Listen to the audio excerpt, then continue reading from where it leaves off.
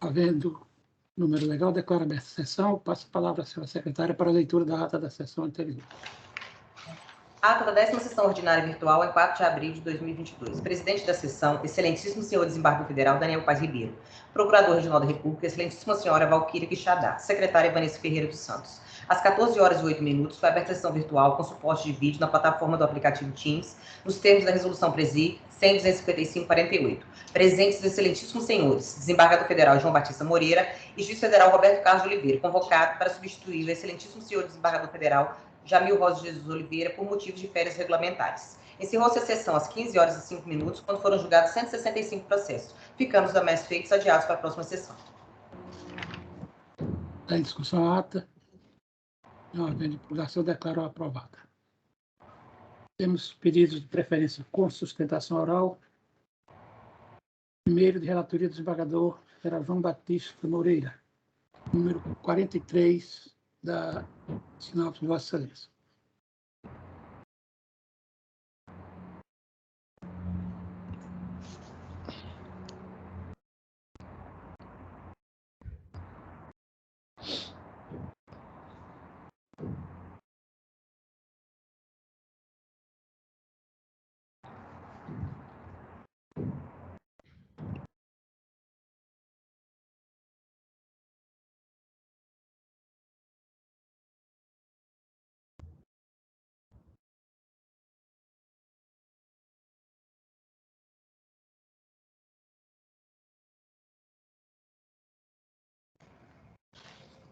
Presidente, é um agravo de instrumento,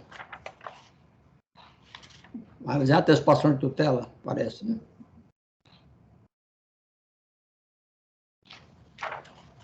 Aí tem sustentação oral. Nesse caso, sim. Tá certo.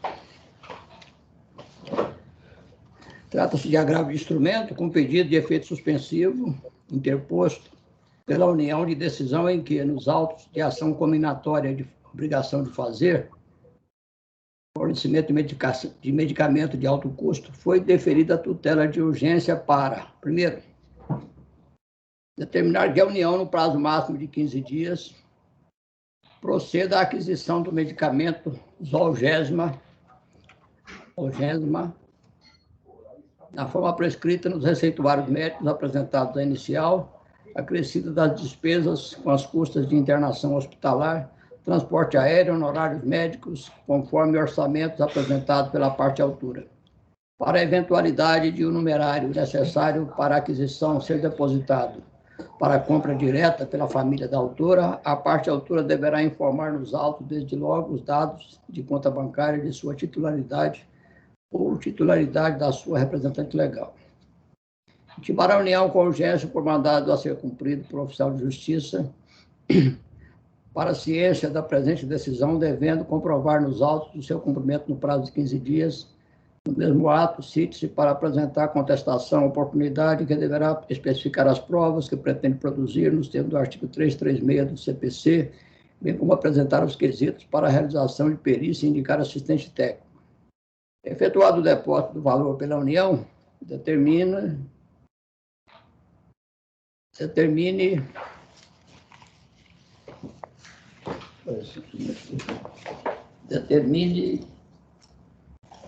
ao gerente geral do PAB Justiça Federal, agência 0975 da Caixa Econômica Federal, que proceda com urgência à transferência dos valores depositados para qualquer uma das contas indicadas pela parte autora, no limite do valor já estabelecido pela parte autora na petição, R$ 8.812.225. Em sendo o caso, fica a parte autora intimada, desde logo, a comprovar nos autos as despesas médicas hospitalares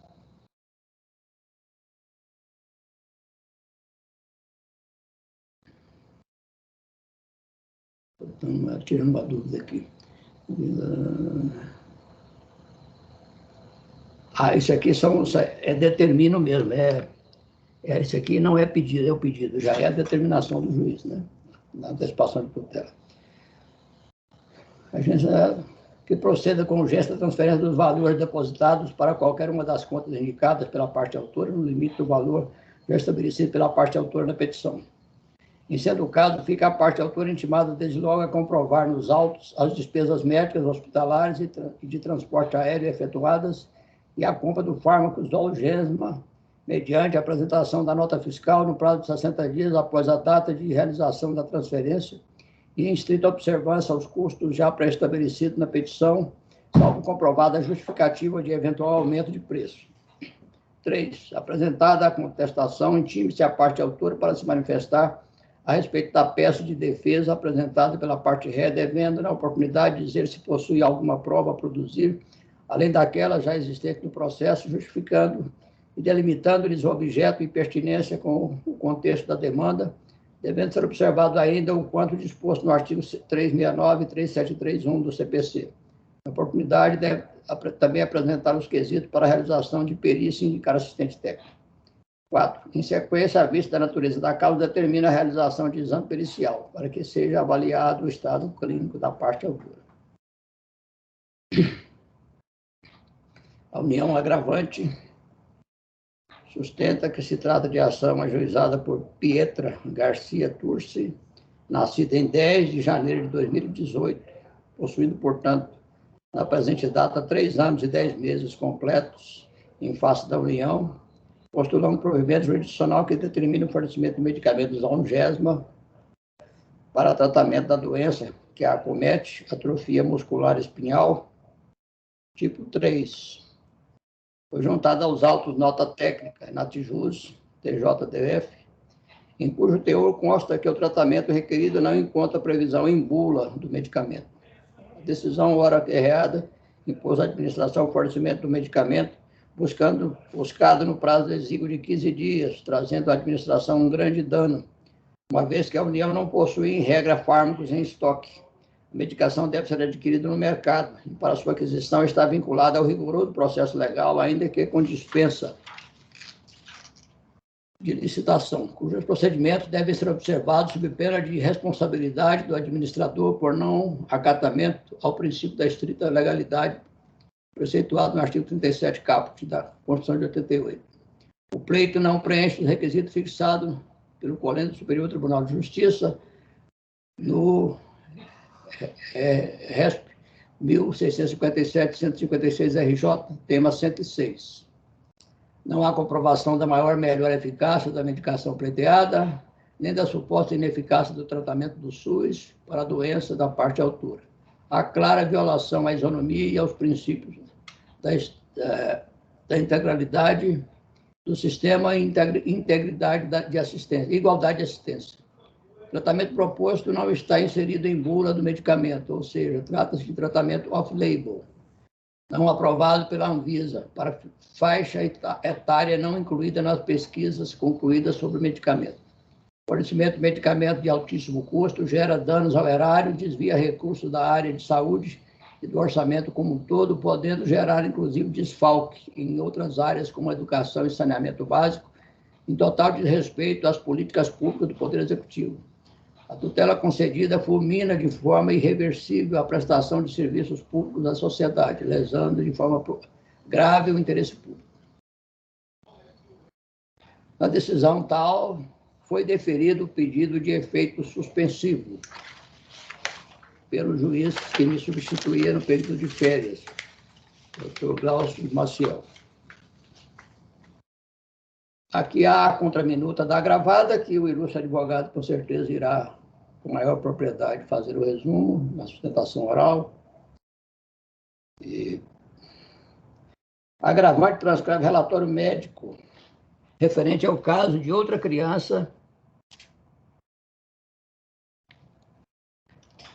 acometida da mesma doença.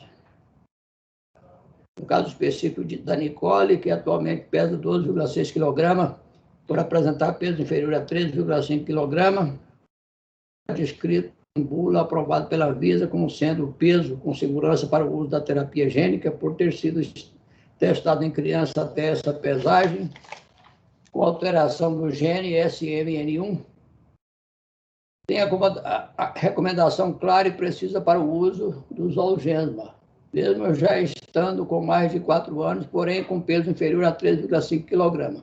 Apresentará benefícios além da melhora da qualidade de vida, podendo desenvolver uma vida escolar e laboral produtiva. Sendo assim,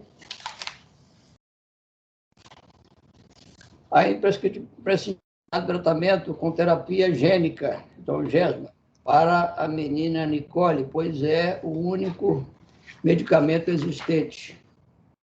Isso aqui é a gravada que está juntando, né?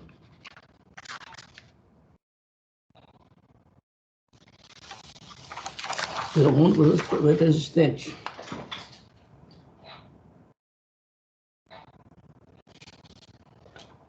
Sendo assim, a imprescindibilidade do tratamento com terapia gênica para a menina Nicole, pois é o único medicamento existente que restitui o gene SNM1 faltante, não havendo nenhum outro medicamento incorporado ao SUS, ou mesmo não incorporado que tenha a eficácia de restituir o gene SMN1. Uma vez que o medicamento fornecido atualmente no SUS para tratamento de crianças com AMI tipo age apenas no RNA mensageiro do gene SMN2, sendo ineficaz na ação direta para a correção do gene SMN1. Em vista do deferimento do pedido de efeito suspensivo, a União requer o levantamento do valor depositado, em cumprimento à decisão agravada de R$ 8.812.225.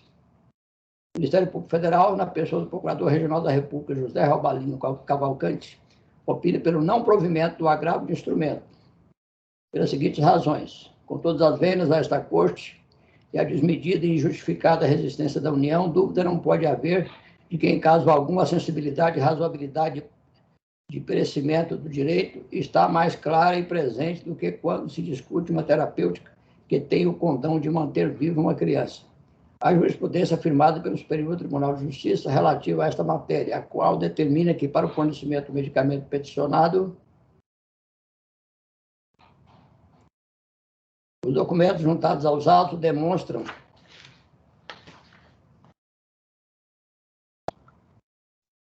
que o medicamento veteado pela autora tem sua eficácia e segurança comprovada, sendo a melhor forma de enfrentamento da moléstia suportada, conforme bem esclarece o relatório neurológico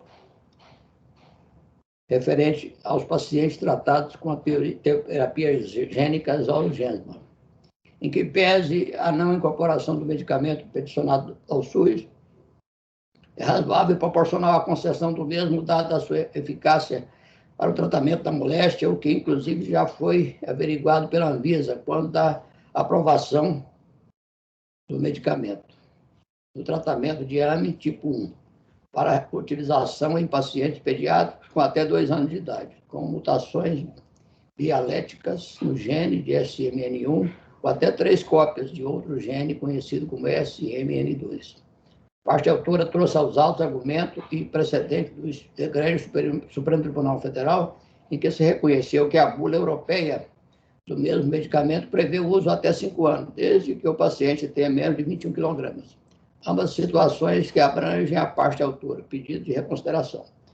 O não fornecimento do medicamento indicado pelo médico e adequado ao tratamento da doença poderá agravar o seu estado clínico de saúde ou até mesmo ocasionar o seu óbito, sendo caracterizado o período da demora. É o relatório, senhor presidente. Tendo a palavra a advogada da gravada, doutora Daniela Ávila, pelo prazo regimental. Boa tarde, excelências, tudo bom? Boa tarde. Excelências, hoje eu vim aqui falar um pouquinho do caso da Pietra. A Pietra Turci é uma menina de 4 anos atualmente. Ela tem atrofia da medula espinhal, é uma doença degenerativa e progressiva. O que isso quer dizer? Todos os dias da vida dela, ela perde um pouquinho dos movimentos, até chegar à parte de respiração, coração e deglutição. Atualmente, quando a Pietra fez 1 aninho, ela começou a caminhar de forma independente.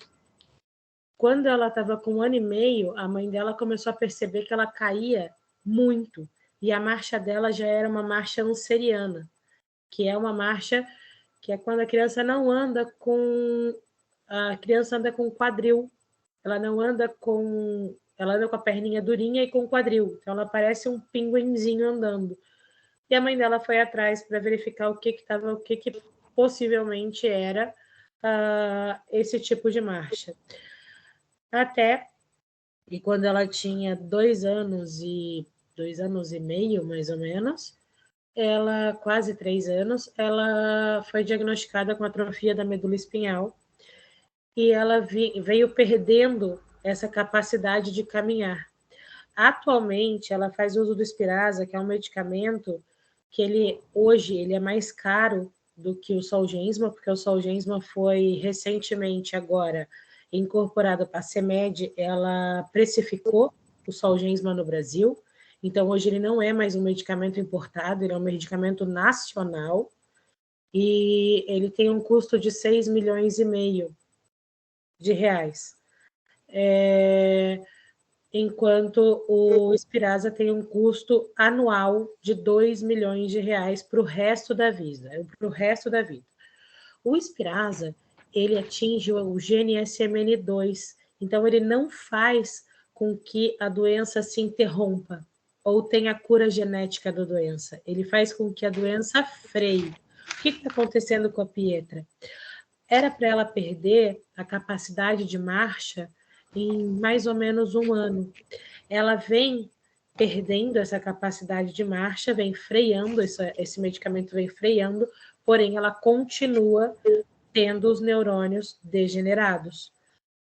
Hoje a Pietra, ela já não consegue caminhar de um cômodo ao outro da casa. Ela não tem mais essa capacidade. Ela não consegue mais levantar sozinha. Alguém tem que tirá-la do chão e colocar em pé, para aí sim ela tentar dar alguns passos. Porque esse medicamento, infelizmente, ele não é a cura genética, como é o Zolgensma. O Zolgensma, ele é a cura genética e ele interrompe a progressão da doença. Eu tenho 2 filhos com AME, eu tenho gêmeos com AME, atrofia da medula espinhal, que curiosamente nasceram no mesmo dia da Pietra, dia 10 de janeiro de 2018. Os meus filhos conseguiram receber o Zolgensma. Eles têm uma doença mais grave, o grau de gravidade da doença deles, naturalmente, é maior do que o dela. Então, os meus filhos nunca chegaram a caminhar de forma independente sem um medicamento. Mas hoje, pós-Zolgensma, os meus filhos são muito mais ativos e caminham muito melhor do que a Pietra. Eles estão muito melhores do que a Pietra. Eles caminham mais que ela. Os meus filhos hoje, o meu Guilherme, que é um dos gêmeos, ele caminha de forma independente, normalmente. Ele já perdeu, inclusive, a marcha anseriana. Ele não tem nem mais marcha anseriana. Ele caminha, ele corre, ele pula. Ele atingiu todos os marcos motores para uma criança da idade dele. E, enquanto os meus filhos vêm progredindo em virtude do Zolgensma, ela vem regredindo porque não conseguiu ter acesso ao medicamento. Atualmente também, o STJ julgou 2 casos que tiveram grande repercussão, o STF, desculpa, julgou 2 casos que tiveram grande repercussão nacional, que foi o caso da Alice, de 3 anos e meio. Ela recebeu o Zolgensma, AME tipo 2, então, pela evolução natural da doença, ela jamais teria capacidade de andar, e ela está andando. E o Cauã, de 7 anos e 11 meses de idade, com 20,8 kg, que recebeu o Zolgensma em janeiro do presente ano. E o Cauã é o AME tipo 2, bem grave. Ele mal sentava, hoje ele está sentando, ficando na posição de gatas. Ele está conseguindo, pela primeira vez na vida dele, agora ele está com 8 anos, ele nunca havia conseguido trocar uma blusa sozinho. E ele tem vídeos na página da internet dele demonstrando que pós-evolução do Zolgensma, ele está conseguindo trocar a roupa sozinho, ele está conseguindo escovar dente sozinho, ele está conseguindo se alimentar de forma sozinho, e ele está conseguindo ir para a escola e permanecer o dia inteiro sentado na escola, coisa que ele não conseguia fazer, porque quando a criança com AME fica muito tempo sentada, acaba pressionando o diafragma, que faz com que ela não consiga respirar de forma adequada. Então, ela não tem essa capacidade. E com o Solgensma, ela adquire de uma forma muito rápida essa capacidade de conseguir ficar sentada, de conseguir respirar de forma melhor e conseguir deglutir de forma melhor. O meu Guilherme, que tem a mesma idade da Pietra, antes de receber o Solgensma, ele não conseguia se alimentar em pedaços. Então, se tivesse um grão de arroz na comida dele, sem ser batido e liquidificado, ele não conseguia deglutir, porque a parte da deglutição dele era muito afetada. E pós-Solgensma, ele vem comendo em pedaços, ele consegue comer arroz, ele consegue comer feijão, ele consegue comer carne em pedacinhos bem pequenininhos, ele vem melhorando a parte de deglutição de sobremaneira, o que traz uma qualidade de vida para a criança absurda, porque a criança consegue comer, a criança se sente parte de um mundo. Hoje os meus filhos agora estão na escola, brincando. Eles sobem escada do parquinho, descem o escorregador, brincam com as demais crianças, sem necessidade, nem ao menos eles têm necessidade de um tutor especial para cada um deles. Eles não têm essa necessidade. E isso é em virtude do Solgensma. Se eles não tivessem recebido o Solgensma, eles não teriam essa oportunidade. Eles hoje seriam crianças, principalmente o meu Antônio, que era mais debilitado. O Antônio sem o Solgensma, muito provavelmente hoje ele seria uma criança acamada, uma criança que não poderia ir para a escola, uma criança que necessitaria de aparelhos para respirar. Hoje nenhum precisa de aparelhos para respirar.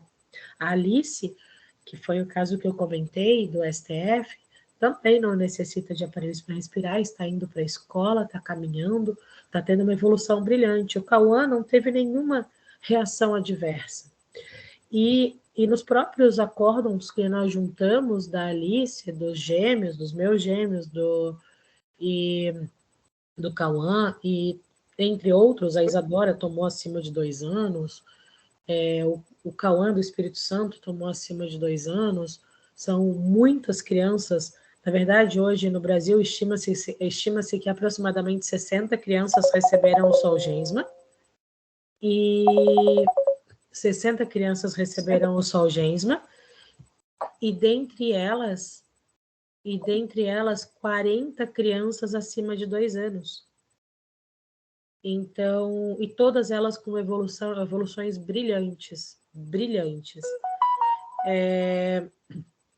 Como dito, em todos os acórdons, eles ponderam a questão do preço. O Spinraza custa 2 milhões ano. O Solgensma é uma dose e acabou. A criança não precisa ir para o hospital de 4 em 4 meses. Ele custa 6 milhões e meio. 6 milhões e meio. Em 3 anos pagaria. O Solgensma é para o resto da vida. Para o resto da vida tem que receber. Porque ele é uma proteína que faz com que o SMN2 trabalhe mais e produza mais proteína para alimentar o neurônio motor. O Solgensma, ele é um gene sintético do SMN1 que vai fazer com que esse gene sintético produza no corpo da criança 100% da proteína para o resto da vida. Então, ele é uma dose e acabou. Enquanto de 4 em 4 meses, o Spinraza você vai ter que pagar anualmente 2 milhões por ano para o resto da vida. Então, em 3 anos, se paga. 3 anos se paga. O que para a própria União é muito mais barato. Até o próprio Ministério Público, no caso da Pietra, informou eles informaram essas decisões também e pactuaram desse mesmo entendimento, de que o Solgensma, ele se torna a curto prazo, não é nem mais a médio prazo. Agora que o Bolsonaro determinou que a CEMED precificasse o valor em 6 milhões e meio e foi assinado, e ele está no Brasil hoje, comercializado no Brasil por esse valor, ele nem mais a médio prazo se torna mais vantajoso, e sim a curto prazo se torna mais vantajoso do que o outro medicamento. E a Pietra, ela já está vindo num limite, né? Ela já está com 4 anos de idade. Então, ela tem pouco tempo. E o caso da Pietra ainda se torna mais especial porque o dinheiro já está no processo. A União já depositou o valor. Ela já fez todos os exames admissionais para o recebimento do Zolgensma, que foi acostado aos autos. E ela está apta a receber o medicamento. Ela já fez o anti-AAV9, que são os exames necessários para demonstrar se a criança é apta ou não a receber esse medicamento. E ela é apta. Então, ela só está aguardando essa liberação desse valor que já está no processo para efetuar a compra do medicamento e poder receber o Zolgensma. Com isso, ela não precisaria de nenhum mais outro tratamento, a não ser fisioterapias de reabilitação que ela faz, e seria para ela aumentaria muito a qualidade de vida dela. Ela não precisaria receber uma punção lombar, porque é uma RAC de 4 em 4 meses. Você ir para um hospital e ser submetido a tua vida inteira numa RAC de 4 em 4 meses já baixa a tua qualidade de vida. Sem contar que uma semana antes e uma semana depois, você tem que ficar em isolamento. Então, 2 semanas a cada 4 meses, você tem que colocar uma criança em isolamento. O que com Zolgensma isso não existe. A criança vai, recebe, no caso dela não tem aéreo, porque ela mora em Curitiba, o medicamento vai ser infusionado em Curitiba, não tem aéreo, não tem deslocamento. O custo que a União vai ter com a Pietra é do medicamento, hospital e médico. O custo do hospital, o último orçamento que nós fizemos, acho que deu R$7.000, e o médico R$8.500. Então, o custo que a União vai ter com a Pietra é muito menor do que vem tendo com o Spinraza. Então, é muito mais benéfico e a qualidade de vida da criança vai aumentar sobremaneira. Sinceramente, eu fiquei espantada quando eu fui no aniversário, quando eu levei os meus filhos no aniversário da Pietra, e eu vi que os meus filhos AMI tipo 2 estavam brincando muito mais do que ela. Eles estavam andando muito melhor do que ela. Ela teve que ficar no colo o tempo inteiro, porque ela não tinha força para se manter em pé. E ela é uma menina que deveria estar tendo uma vida normal e ela está regredindo. E ela tem essa chance de voltar a evoluir, voltar a caminhar e perder a marcha alceriana e ter uma vida normal, compatível com a normalidade. Ela pode vir a ter talvez um pouco de marcha alceriana, um levantar em Gauss, mas isso tudo é muito pequeno perto de tudo que ela vai ganhar. Então, hoje eu venho aqui informar que o dinheiro já está depositado em juízo no processo da Pietra e pedir a reconsideração da decisão a fim de liberar esse valor para que ela possa comprar o medicamento e ter uma vida com qualidade, uma vida normal, compatível com uma criança de 4 anos de idade. Até nós juntamos nos autos várias crianças e vários laudos de crianças que já receberam Zolgensma. Doutora, está finalizando, tá? O tempinho da senhora. Sim, receberam o Zolgensma e 100% das crianças brasileiras que receberam o Zolgensma tiveram excelentes evoluções. A maioria dos AMIs tipo 2 e 3 andando de forma normal. Então, Excelência, nós suplicamos pela reconsideração da decisão e a liberação do valor para a compra do medicamento da pequena Pietra. Eu peço desculpa pelo tempo e agradeço a oportunidade. Muito obrigada, Excelências. Dá a palavra ao ministro relator.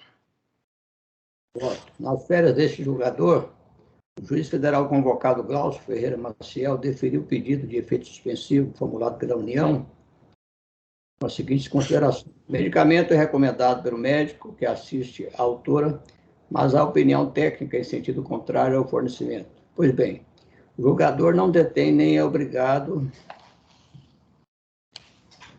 a deter conhecimento aprofundado de ciências médicas e ou farmacológicas a ponto de tomar como adequada uma das posições antagônicas e decidir fundamentadamente acerca de fornecimento de medicamento. É necessária perícia a fim de auxiliar a formação do convencimento. Considerando, pois, o ônus da prova, não há substrato ainda para o deferimento da tutela provisória. Há que se considerar especialmente o alto custo do medicamento e os desafiantes efeitos da pandemia da Covid-19 no orçamento da saúde. Defiro, portanto, por hora o pedido de efeito suspensivo.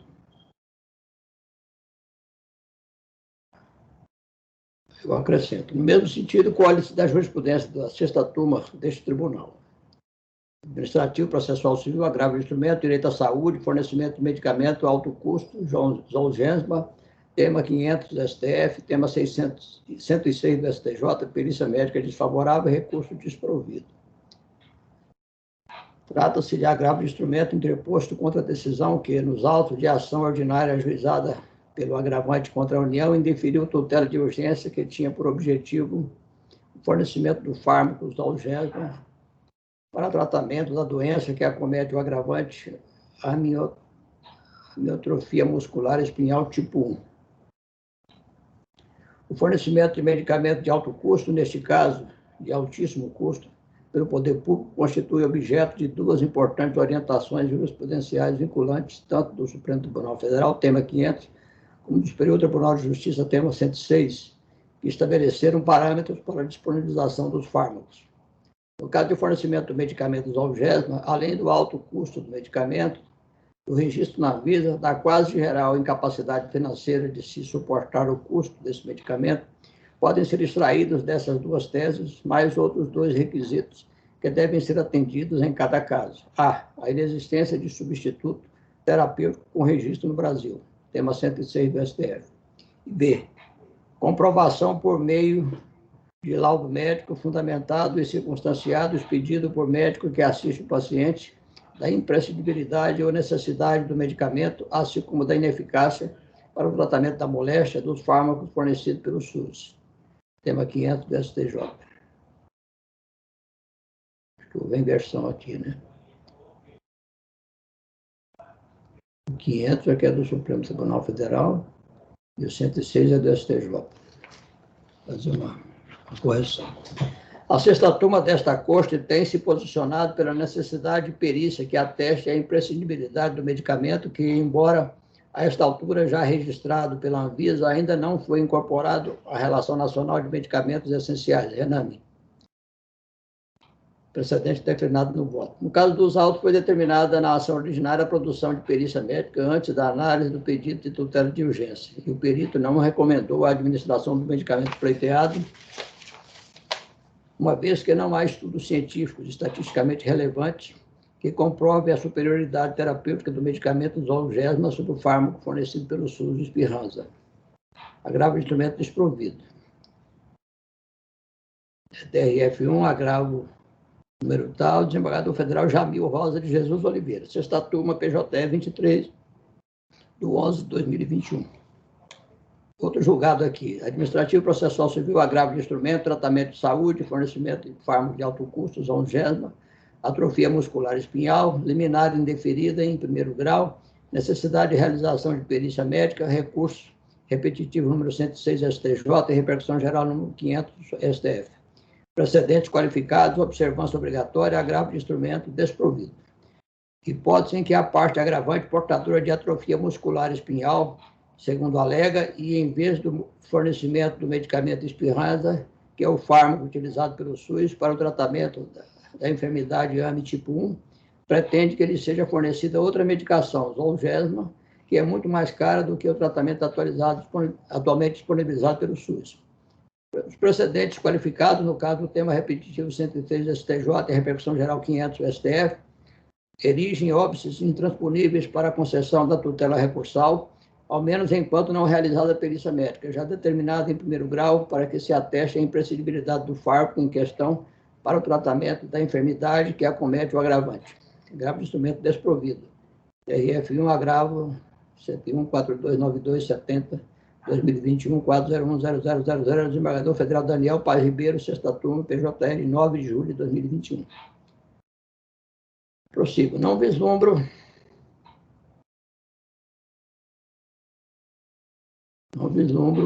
motivos para divergir. Aliás, isso ainda é o doutor juiz Glaucio Maciel dizendo, né? Não vislumbro motivos para divergir da jurisprudência prevalente desse colegiado. Conquanto haja promessa de cura com o uso dos algés na dose única, consta do laudo pericial juntado aos autos principais, tirado do processo número tal, Terceira Vara Federal de Curitiba, Paraná, informação de que, aspas, apesar da terapia postulada fazer parte da nova geração de fármacos denominada de terapia gênica, ela não corresponde à cura definitiva da criança, da doença. Fecha-se aspas. Relevante destacar que a bula do referido medicamento indica o uso em pacientes pediátricos abaixo de 2 anos de idade. Todavia, a agravante já conta com 3 anos e 10 meses de vida, que aumenta a dúvida sobre a eficácia do seu tratamento com os algés.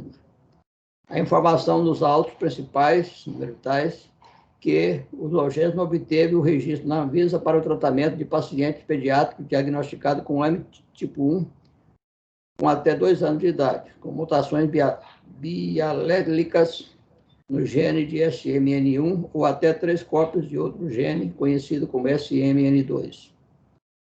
O alto custo, $2 milhões americanos, impõe a certeza da eficácia do tratamento, o que não se verifica no caso, sob pena de onerar desnecessariamente o erário. Defiro por ordem de efeito suspensivo. Eu prossigo. Esclarecimento da clínica que realizou os exames da agravante. 2 pontos.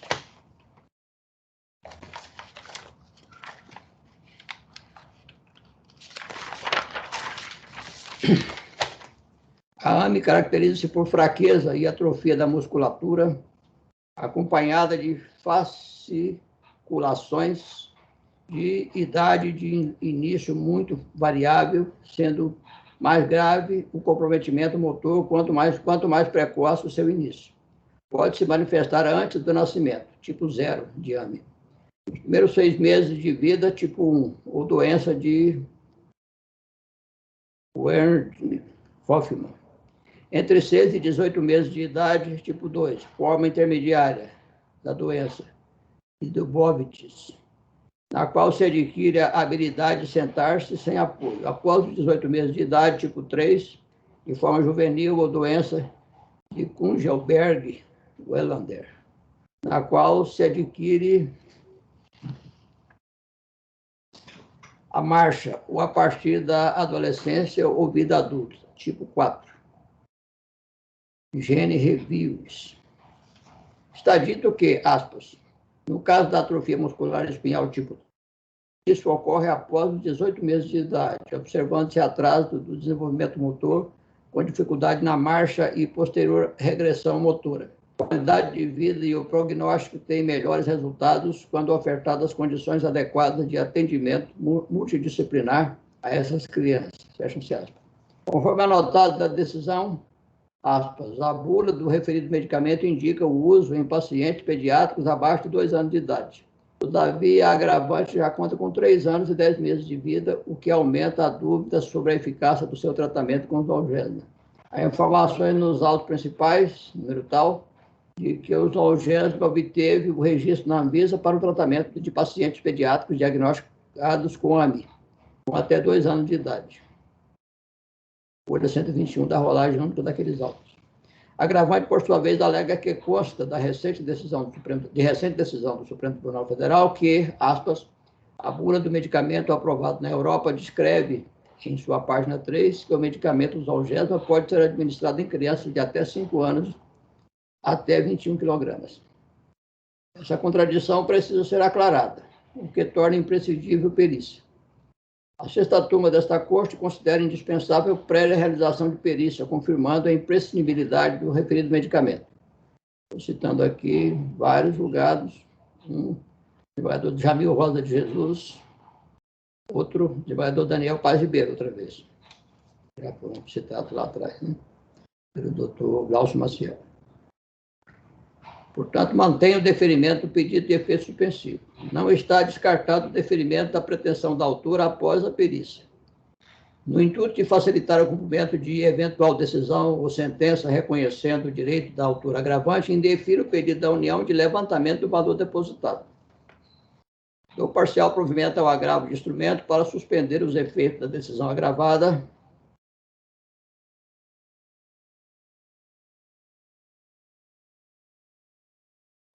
Mantido, todavia, o depósito do valor destinado à aquisição do fármaco até a decisão definitiva. Como voto, senhor presidente? Provimento parcial ao agravo de instrumento. Vota o juiz Roberto Carlos de Oliveira. Com o relator, senhor presidente.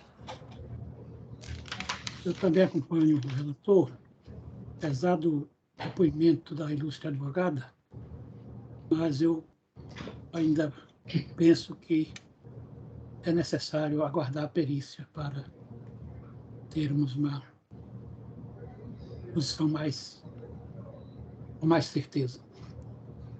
Eu acompanho o relator. Por uma unanimidade, deu parcial provimento ao agravo de instrumento nos termos do voto do relator.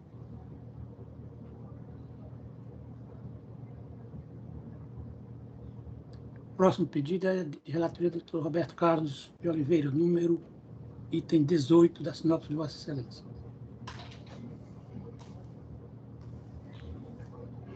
Presidente,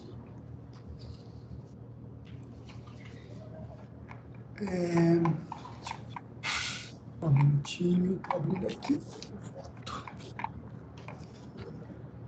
É o processo número 100.7858.09.2020, 4013813, trata-se de apelação interposta pela parte autora, face de sentença que julgou improcedente o pedido de convocação e contratação para o cargo de técnico bancário novo da Caixa Econômica Federal, edital número 1 de 2014, para a qual foi aprovada em cadastro de reserva. Alega, em síntese, que teve sua admissão preterida por terceiros, aprovados em lista destinada a pessoas com deficiência, PCDs, com colocações posteriores à sua em desconformidade com o edital. Requer a reforma da sentença para julgar procedente o pedido inicial. Foram apresentadas contrarrazões. É o breve relatório, senhor presidente. Cedo a palavra ao advogado apelante, Dr. Márcio dos Santos, prazo regimental. Muito obrigado. Uma boa tarde a todos. Me ouvem bem, excelências? Estamos ouvindo bem. Obrigado pela gentileza. Cumprimento a todos na pessoa do excelentíssimo senhor Dr. Roberto Carlos de Oliveira, juiz convocado que substitui o nosso nobre desembargador relator, que está de licença.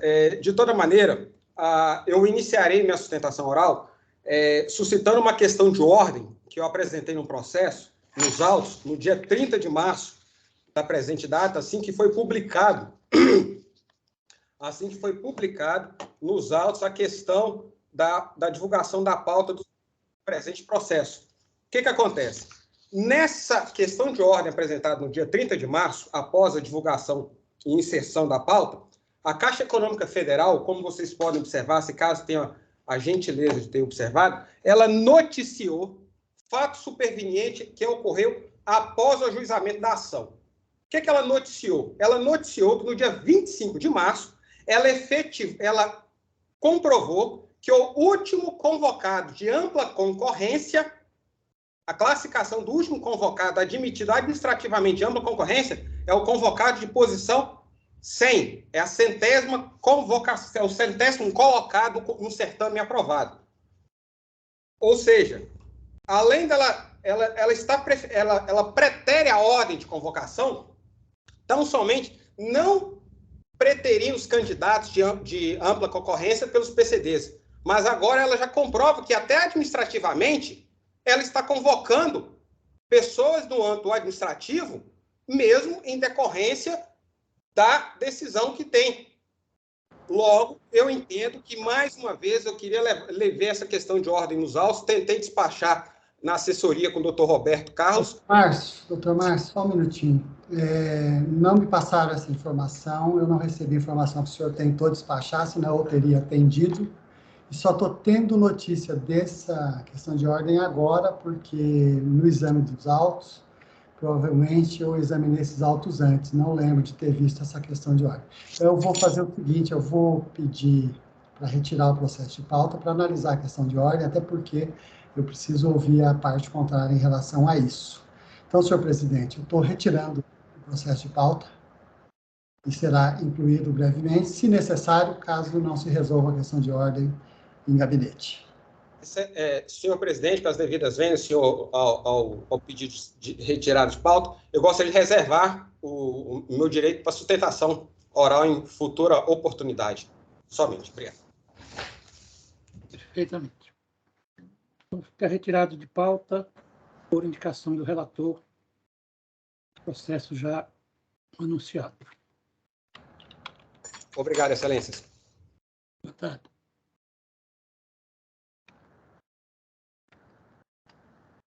Próximo é de minha relatoria, o número 13 da minha sinopse.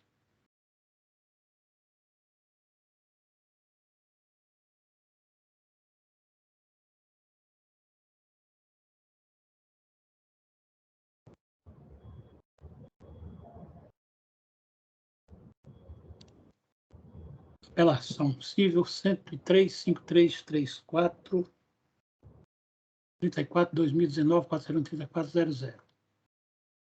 Cuida-se de recurso de apelação interposto pelo Centro de Educação Superior do Acre, limitada, passa sentença de folhas 1032 a 1035, que denegou a segurança, indeferindo o pedido de credenciamento da Faculdade Batista do Acre, FBA.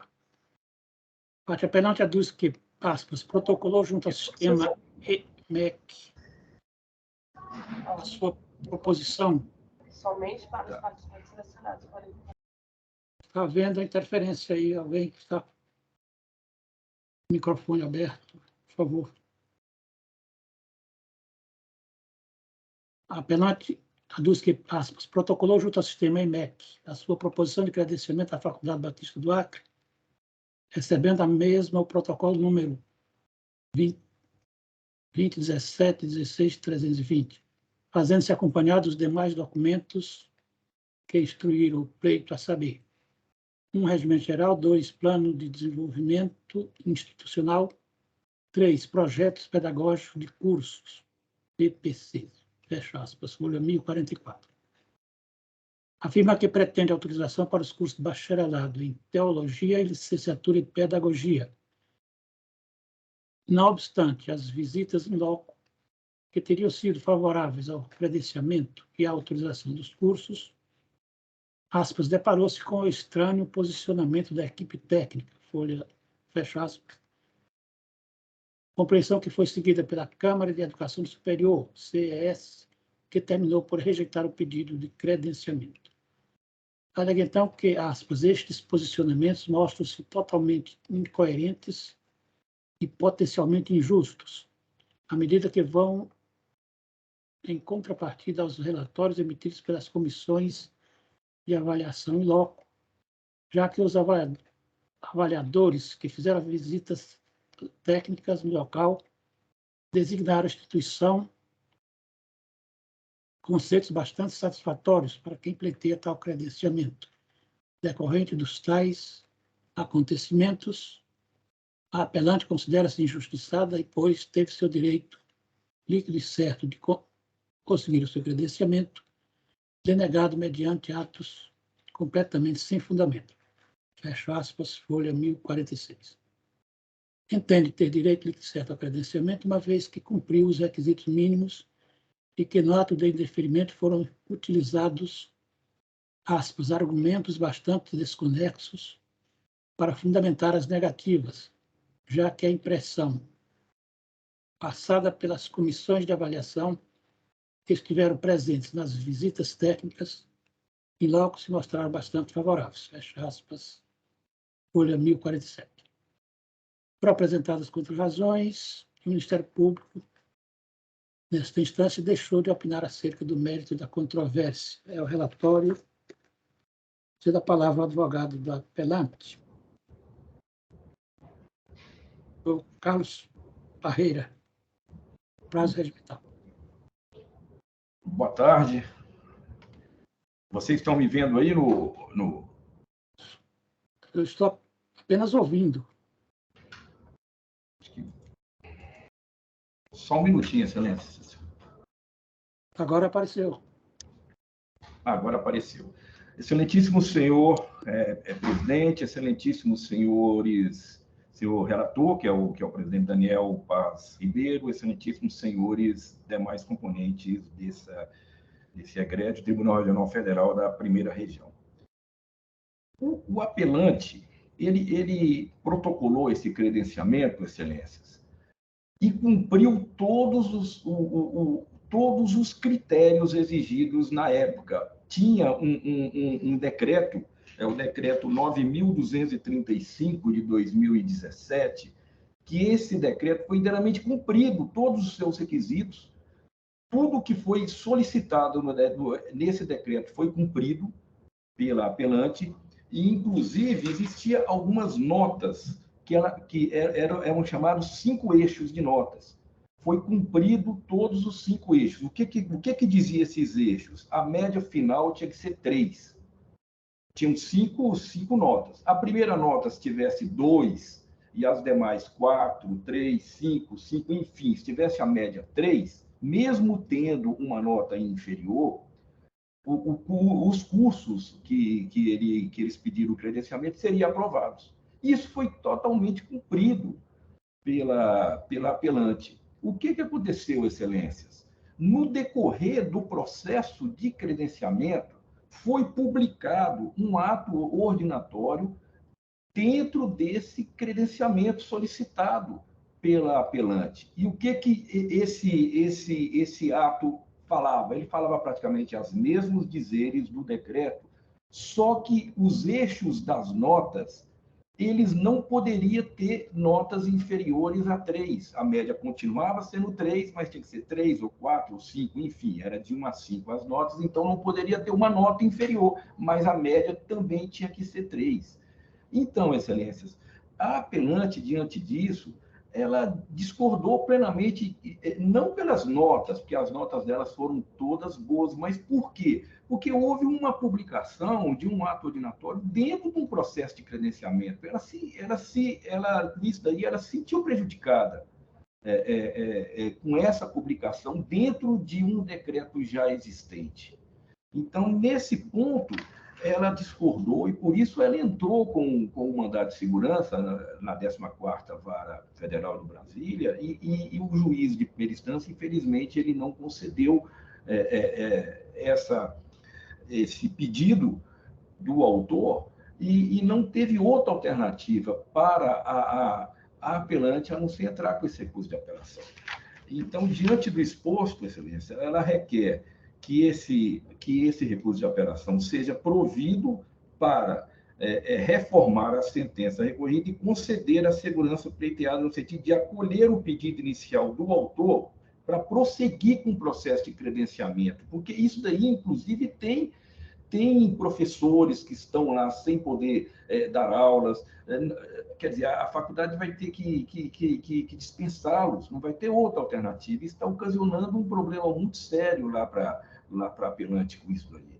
Então, diante do exposto, ela requer que seja inteiramente provido para reformar a sentença recorrida. Muito obrigado. Só voto. A sentença denegou a segurança com base na seguinte fundamentação. Adota como razão de decidir excertos da fundamentação exarada em parecer ministerial que trouxe luz à demanda, notadamente com laço nas informações prestadas pela autoridade impetrada. Vejamos. O decreto número 9.235, de 15 de dezembro de 2017, dispõe sobre o exercício das funções de regulação, supervisão e avaliação das instituições de educação superior e dos cursos superiores de graduação e de pós-graduação no Sistema Federal de Ensino. Ao tratar do item do credenciamento, assim estabelece. Artigo 19.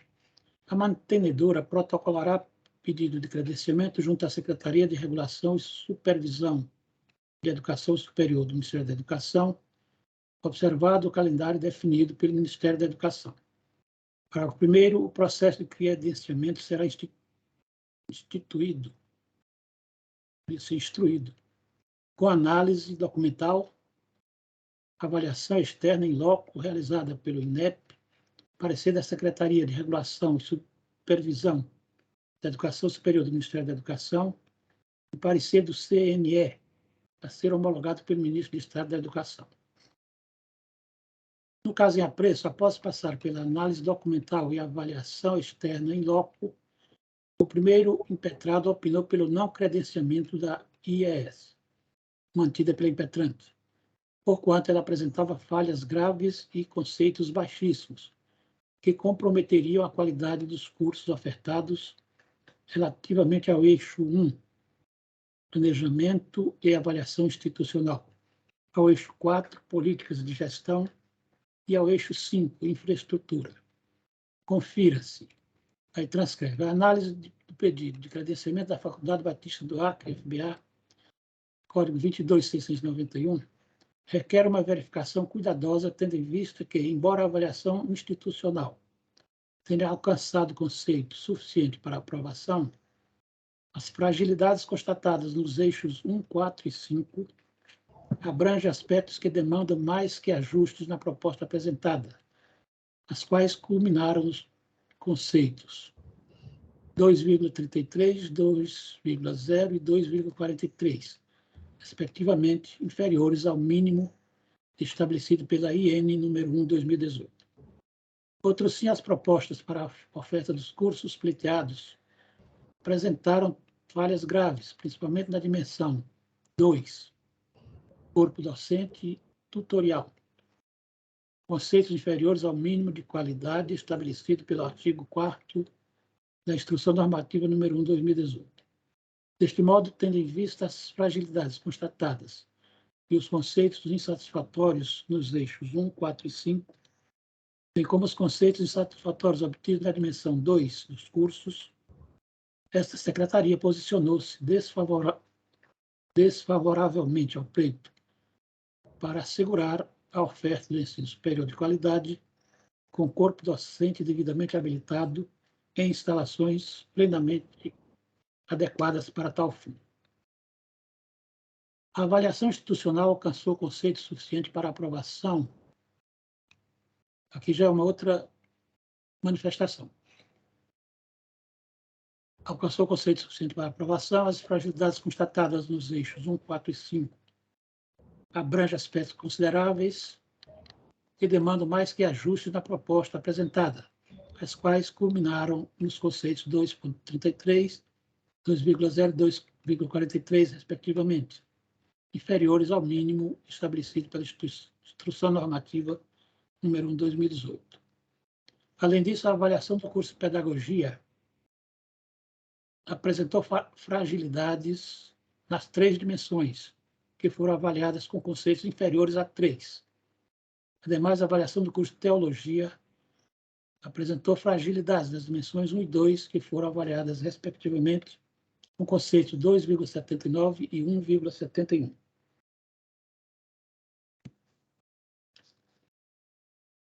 E resignada com o resultado, a impetrante aviou recurso administrativo ao Conselho Pleno do CNE, o qual aprovou por unanimidade o parecer CNE/CP número 14 de 2019, da lavra da conselheira Maria Helena de Guimarães Castro, que conheceu do recurso para, no mérito, negar-lhe provimento, mantendo os efeitos da decisão de não credenciamento. Como se vê, não há lesão ou ameaça de lesão a direito a ser amparada na via mandamental, porquanto a entidade educacional mantida pela impetrante não logrou atingir notas satisfatórias nos eixos estabelecidos pelo CNE para garantir o regular funcionamento dos cursos de graduação superiores a serem ofertados. Ademais, cabe lembrar que a impetrante teve garantida ampla defesa durante o processo que culminou com a desautorização de funcionamento dos cursos de sua mantida. Por outro lado, a decisão final de não credenciar a IES foi devidamente fundamentada pelas autoridades impetradas. A conclusão a que chegaram as autoridades baseou-se na avaliação documental e institucional, assim como em visitação em loco, na qual a IES mantida demonstrou fragilidades em dimensões importantes na prestação do ensino, planejamento de avaliação e institucional, políticas de gestão e infraestrutura.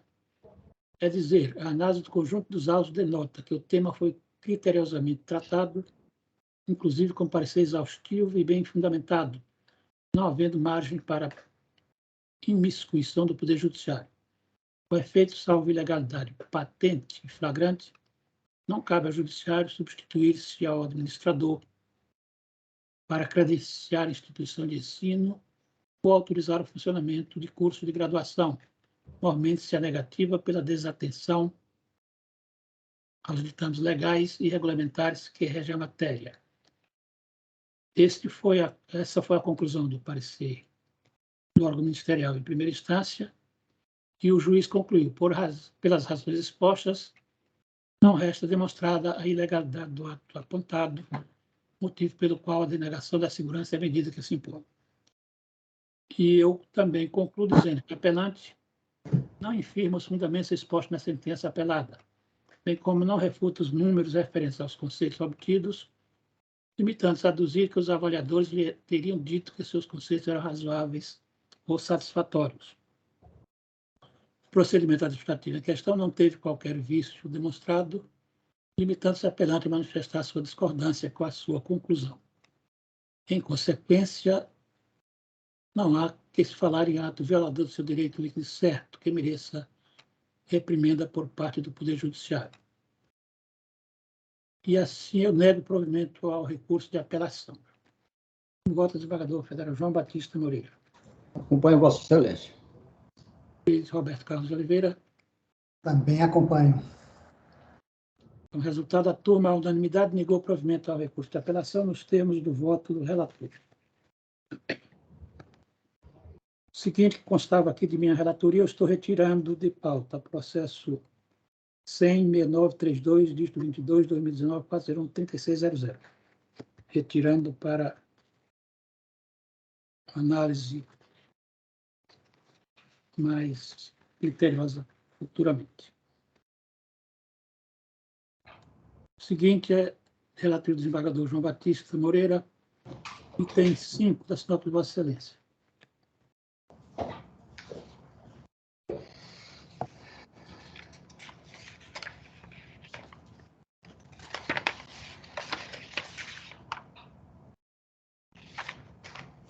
Presidente, o advogado é da apelada, não é isso? Do apelado. Do apelado, isso. Vossas Excelências podem ver que a proposta de voto é negando provimento à apelação. Se estiverem de acordo, talvez não haja necessidade de julgamento mais extenso. Né? É o número 5, é isso? 5. Apelante União, apelado Priscila Fernandes. Eu consulto o doutor Roberto Carlos, está de acordo? Estou, senhor presidente. Também estou de acordo. Consulto o advogado, o Carinaldo.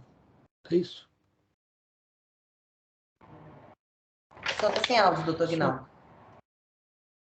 O voto do relator é negando provimento à apelação da União. Boa tarde, Excelências. E sim, a favor da cliente, né? Correto. Dispensa a sustentação. Dispensa a sustentação porque está sendo procedente, né? Mantendo a sentença? Mantendo a sentença. Perfeito. Proclamo o resultado, então. A turma, à unanimidade, negou provimento à apelação nos termos do voto do relator. Os próximos são... Muito obrigado, Excelência. Um bom trabalho a todos. Boa tarde. Obrigado. Vanessa, ilustrou a informação que eu tenho aqui, agora só preferências sem sustentação. É isso? Exatamente, Excelência. Acabaram as sustentações.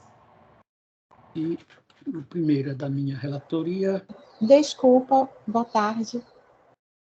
Desculpa interromper, doutor. É porque eu pedi a sustentação oral do 8570, prioridade, dona Iraides. Andréia Carvalho. Agora são as preferências, doutora. Exatamente o processo da senhora, tá bom? Desculpe, tá bom. Obrigada. Não, sem problema.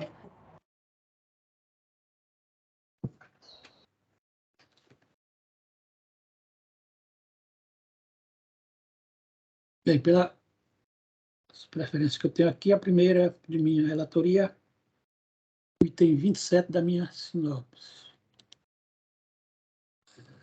Relação.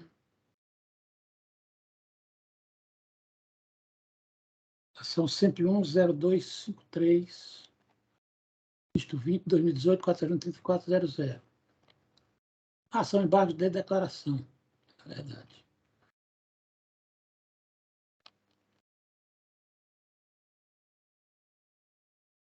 Embargo de declaração,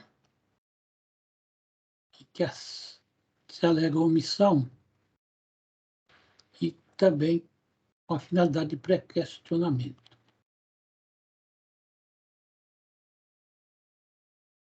Eu digo que não se verificam os vícios da omissão, o acordo está devidamente fundamentado e examinou com profundidade a questão, para as conclusões dos dispositivos legais aplicáveis à hipótese, além de jurisprudência sobre o tema. Cito julgados aqui também, no sentido de que o julgador não está obrigado a discorrer sobre todas as teses apresentadas pela defesa, desde que tenha fundamentado a sua conclusão.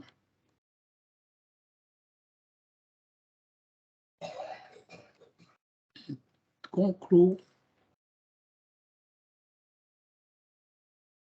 que não está demonstrada a omissão, portanto, eu nego provimento aos embargos de declaração. Advogado João Batista. De acordo. O Roberto Carlos de Oliveira. De acordo, senhor presidente. Turma, unanimidade, negou provimento aos embargos de declaração nos termos do voto do relator. O próximo pedido de preferência de relatoria do Dr. Roberto Carlos de Oliveira, item 53. Senhor, Vossa Excelência. Obrigado, senhor presidente. É o processo 5834, dígito 58-2011, 401-2807. Cuidam-se de embargos de declaração oposta por William Betânia da Silva Reis, em face de acordo por unanimidade, os embargos de declaração do Instituto Federal do Norte de Minas Gerais, com efeitos infringentes, anulou o acórdão proferido nos anteriores embargos de declaração e, em reexame do julgado, negou provimento ao recurso de apelação da parte impetrante e denegou a segurança, visando a imediata nomeação no cargo de professora de Biologia de Ensino Básico, Técnico e Tecnológico do campus de Januária, Minas Gerais, e julgou prejudicados os embargos de declaração da parte impetrante. Suas razões, a embargante alega a ocorrência de contradição e omissão no julgado embargado, em virtude da ocorrência de fatos novos, porquanto, somente após o conhecimento da decisão embargada que negou provimento à sua apelação, protocolizada em 28/3/2012, teve conhecimento de fatos e documentos surgidos após a inicial e a contestação, bem como alguns atos e fatos ocorridos após a apelação. Folhas 258 e 264. Ela requer, então, acolhimento e provimento dos embargos de declaração para pronunciar sobre a contradição e omissão apontadas e conferir efeitos modificativos aos presentes embargos declaratórios, mantendo a decisão anteriormente proferida por esta Corte e, com base no poder geral de cautela, a manutenção da embargante no cargo que encontra-se empossada e em efetivo exercício. O intimado embargado não apresentou contra-razões, esse é o relatório. Eu digo o seguinte no voto dos embargos. No caso concreto, da suposta contradição. No caso concreto, a embargante alega a ocorrência de contradição no julgado embargado em relação a fatos e documentos surgidos após a inicial e a contestação, bem como alguns atos e fatos ocorridos após a apelação, dos quais somente tomou conhecimento após a decisão que negou provimento à sua apelação. Sustenta que a contradição está na parte em que o julgado consignou que, abro aspas, ainda que se tenha por demonstrada a necessidade de administração pública ocupar cargo idêntico àquele para o qual for aprovado em certame público, não ficou comprovada qualquer irregularidade na cessão do servidor da universidade para o Instituto por intermédio do termo de cooperação firmado, assim como não ficou demonstrada a ocorrência de preterição de candidato, uma vez que sequer foi constatada a existência de vaga no cargo público pelo mero ato de cessão do servidor, fecho aspas. A pretensão da embargante não merece prosperar. Ressalto que a contradição passível de esclarecimento pela via dos embargos de declaração é aquela intrínseca no julgado, existente entre os fundamentos e a parte dispositiva do julgado. No exame dos autos, verifica-se que a embargante apresentou a documentação intitulada como fatos novos após o rejulgamento dos embargos de declaração manejados pelo Instituto Federal do Norte de Minas Gerais. Abro aspas. A sexta turma, em sessão realizada no dia 19 de 4 de 2021, rejulgou a lide por determinação do Superior Tribunal de Justiça e negou o provimento à apelação da impetrante, ora embargante, denegando a segurança pleiteada, fecho aspas. Saliente-se que não é possível reabrir a instrução do feito e proferir novo julgamento com base em documentos apresentados de forma extemporânea, pois ainda que elaborados após a propositura da ação e a apresentação da contestação, a parte que os produziu deveria comprovar o motivo que a impediu de juntá-lo anteriormente, o que não ocorreu no caso. Aí cito aqui o artigo 435 do CPC, que trata essa questão, e continuo dizendo que a embargante não comprovou o motivo que a impediu de juntar os documentos em momento anterior. E o voto continua falando de outros aspectos do embargo de declaração, aspectos gerais, para concluir, ao final, que, assim, não havendo contradição ou omissão a ser suprida no acórdão embargado, devem ser rejeitados os embargos de declaração. Em face do exposto, rejeito os embargos de declaração. É como voto, senhor presidente. Estou de acordo, desembargador João Batista. Também de acordo, senhor presidente. Com o resultado da turma, a unanimidade rejeitou os embargos de declaração nos termos do voto do relator. Próximo pedido de preferência de minha relatoria, item 44, da sinopse.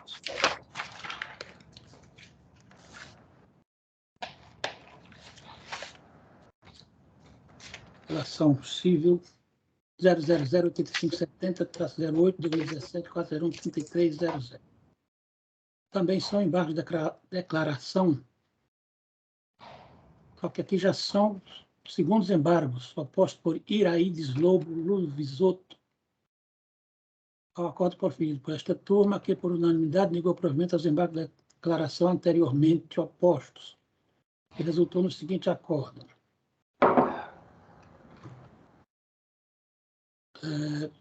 Processual civil, embargo de declaração, dano moral e material, reparação, omissão, contradição, obscuridade e inexistência. Ônus da prova, trazida aos autos de documentação necessária ao julgamento da lide, somente com os embargos declaratórios, descabimento, instrução probatória tardia, recurso não provido. Os embargos de declaração somente são cabíveis na forma do artigo 1022 do CPC, quando ocorrer julgado em omissão, contradição ou obscuridade, ou ainda quando houver erro material. Não constitui meio hábil para provocar novo julgamento da lide. É inadequada a utilização dos embargos de declaração quando inexistentes os pressupostos legalmente previstos. 3. O voto com todo acordo impugnado está devidamente fundamentado e examinou com profundidade a questão, comparando suas conclusões nos dispositivos legais aplicáveis à hipótese, assim como em entendimento dominante da jurisprudência. Não há erro material a ser retificado. 4. É descabida a pretensão de trazer aos autos documentos que deixaram de acompanhar a inicial na fase de instrução.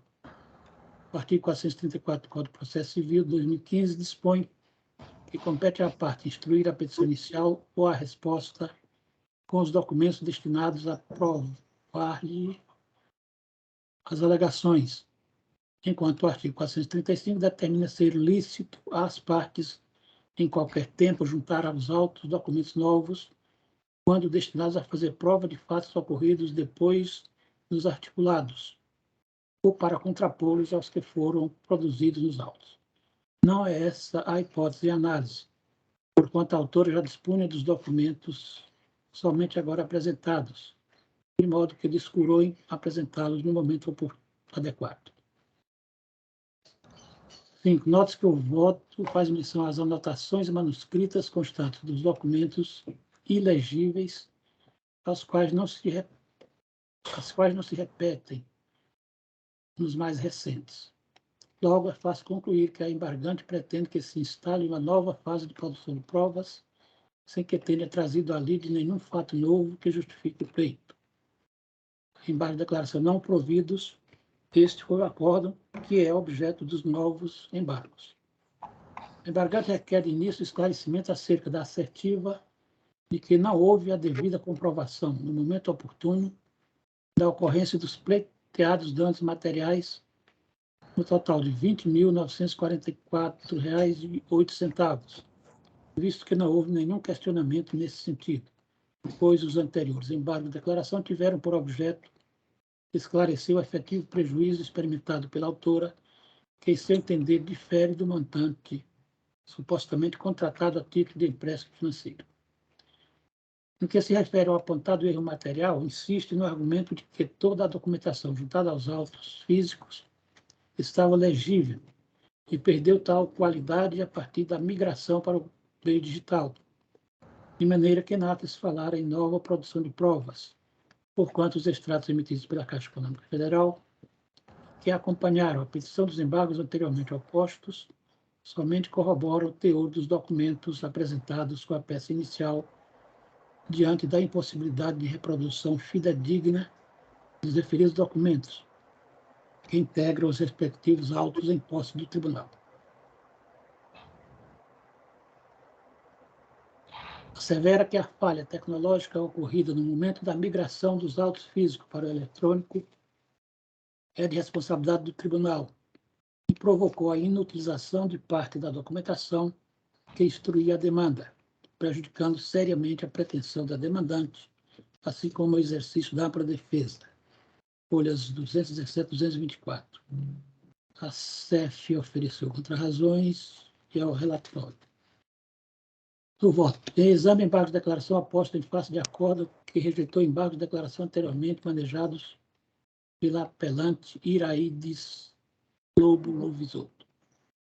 Equivoca-se a embargante quando afirma que não houve questionamento a respeito da deficiente instrução dos autos no que diz respeito ao pedido de indenização por danos materiais, que na hipótese abrange tanto a recomposição no montante de R$ 97.056,96, relativo aos saques alegadamente indevidos, quanto do total de R$ 20.944,08, vinculado ao empréstimo financeiro não autorizado. Em primeiro lugar, nos termos do artigo 371 do Código de Processo Civil, o juiz apreciará a prova constante dos autos, independentemente do sujeito que a tiver promovido, e indicará na decisão as razões da formação do seu convencimento. Logo, a apreciação do valor probatório dos documentos produzidos nos autos depende da análise do julgador e é inteiramente desvinculada de provocação de qualquer das partes litigantes. No caso em apreço, a ilegibilidade dos documentos, mediante os quais a embargante busca provar o direito à restituição dos aludidos valores, é facilmente constatável por simples consulta aos autos, folhas 34 a 37. Em segundo lugar, a própria embargante já apontou mais de uma vez o trecho do voto em que a impossibilidade de adotar os documentos ilegíveis como prova da ocorrência dos alegados danos materiais foi expressamente registrada, circunstância que, aliás, constitui o cerne do inconformismo ora manifestado. Ademais, consta dos primeiros embargos opostos da seguinte assertiva. Conforme evidenciado, os autos do processo físico foram migrados para o sistema PJE, tendo sido digitalizado integralmente, Contudo, parte da documentação digitalizada restou ilegível, conforme demonstra as folhas 31, 33, 34 e 35. Diversamente disso, os documentos juntados no momento da distribuição da ação estão em perfeito estado de conferência quanto à legibilidade. Posto isso, isso aqui era da petição dos embargos. Posto isso, requer sejam conferidos os documentos aqui indicados e advindos do juízo monocrático, autos físicos, vez que estão em perfeita condição de análise e julgamento, ao tempo que faz a juntada da reprodução dos mesmos que demonstram saques ilícitos, no montante indicado, R$ 97.056,96, também apontado na planilha colacionada às folhas 5 dos autos, onde consta a soma sacada mês a mês. E digo eu agora, verifica-se, portanto, que a intenção da embargante foi de apresentar os documentos que acompanharam os primeiros embargos de declaração com a finalidade de análise e julgamento do pleito indenizatório relativo aos danos materiais, inclusive ao referir que são oriundos do juízo singular, dando a entender que foram extraídos dos autos físicos. A assertiva, no entanto, não condiz com a realidade, sendo desnecessário repisar os fundamentos constantes do voto anterior, que rejeitou os embargos de declaração então opostos. Ademais, é preciso considerar que cumpre à parte, especialmente a ilustre causídica, em colaboração com a Justiça, tal como diz o artigo 133 da Constituição Federal, e mesmo no próprio interesse, acompanhar o procedimento de migração do processo físico para o digital, com a finalidade de detectar eventuais falhas a serem sanadas, o que não ocorreu na espécie.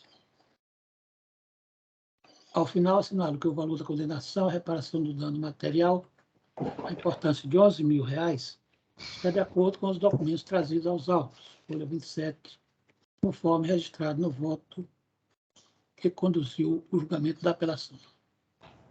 Ante o exposto, eu nego o provimento aos embargos de declaração.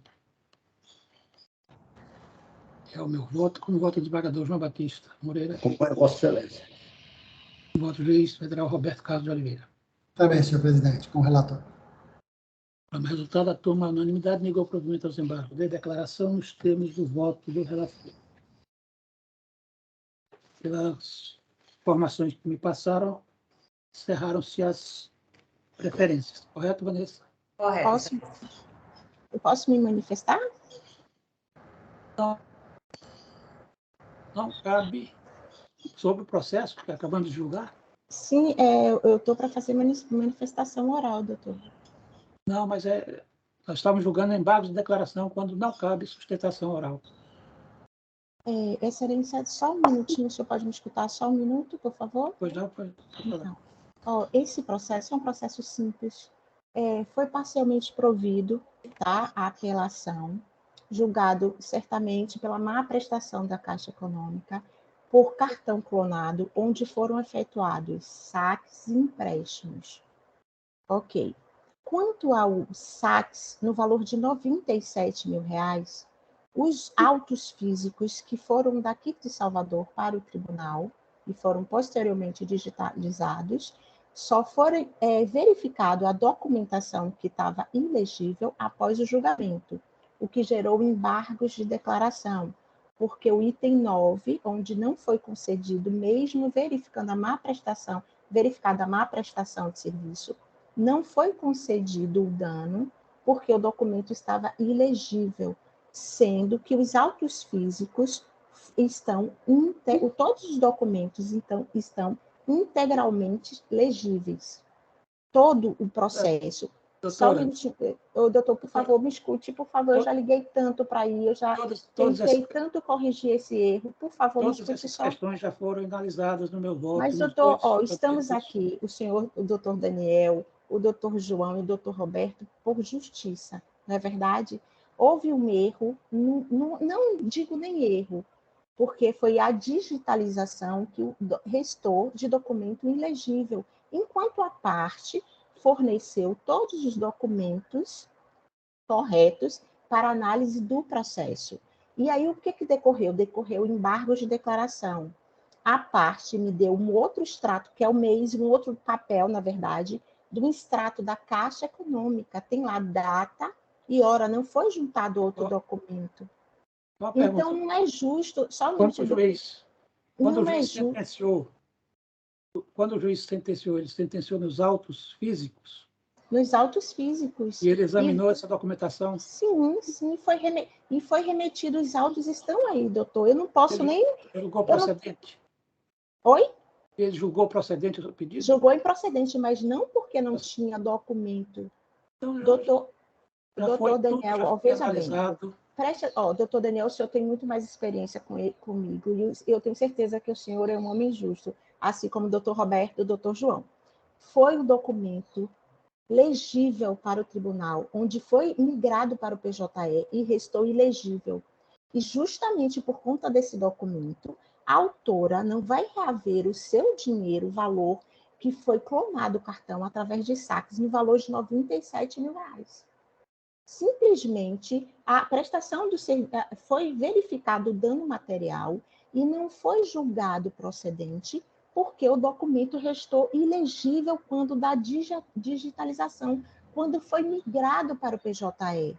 E por conta disso foi gerado embargos de declaração, foi juntado o mesmo documento, só que a parte me deu o documento, que o original está nos autos do processo, ela me deu com o riscado de outra forma, mas é um extrato com data, extrato da Caixa Econômica, com data e dia. Então, não seria justo, a gente não está discutindo o mérito aqui, não é o mérito que eu estou discutindo.